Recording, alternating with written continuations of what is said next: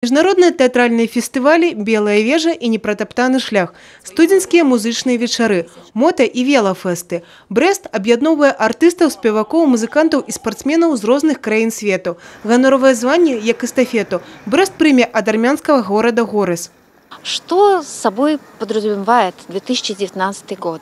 Это будет ряд многочисленных мероприятий, которые саккумулируют все творческие силы именно стран СНГ.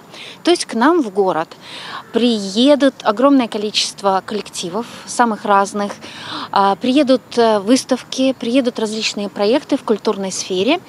И все это нам, брещанам, повезет увидеть. Я так думаю, что в год тысячелетия для нас это определенный подарок.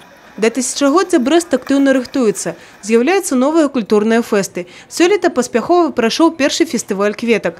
Брэсцкі карнавал – адзін з самых яркіх і каларытных у рэспубліцы. З пачатку гэтага года ўжо адбылося звыш 2000 культурных падзей. Праз 1,5 года завершыцца маштабная рэканструкцыя тэатра лялек і работы по ўзнаўленні гарадскога сада. В год тысячелетия, в год культурной столицы, я так думаю, что мероприятий будет великое множество. И совсем даже не 2000, а, наверное, даже в десятки раз больше. И сейчас продумываем, как это будет, где, кого будем приглашать. Но то, что это будет феерическое событие, которого никогда не было в Бресте, мы вам обещаем.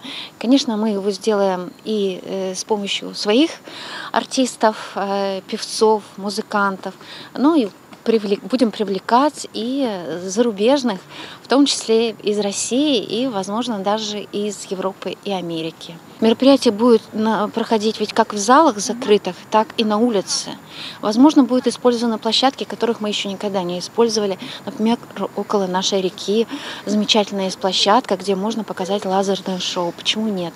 У тым, што абласны цэнтр дастойны звання культурнай сталіцы СНД, упэўнены і самі берасцейцы. Во всех мы принимаем участие, любые праздники, дни города, празднование 9 мая. Вот мы на всех мероприятиях. Везде много афиш, что много там и театральные постановки, и кино, там и концерты, все как бы считаю, что нормально все. Ждем, когда театр лялек откроется. Вот, надеюсь, туда мы попадем в ближайшее время. Уже будут приобщены к искусству. Начинается с маленького, а это все как бы воспитывается, воспринимается с детства и должно дальше. Считаю, что все, что проходит в это время в городе, оно имеет значение, видимо. Я так надеюсь, что люди интересуются тем, что происходит в театре, в концертном зале, к сожалению, нет в городе. Концертного зала, надеемся, что будет. Практически каждый день что-то происходит. У нас, у работников культуры, эта жизнь очень насыщена. По городу можно сказать, что за последние годы он очень становятся, изменения видны, прямо так скажем. Поэтому считаю, вообще город Брест самый чудесный город на земле. Хутка можна будзе яшчэ расказаць роднаму гораду «Я цябе люблю» пры дапамозе музыкі.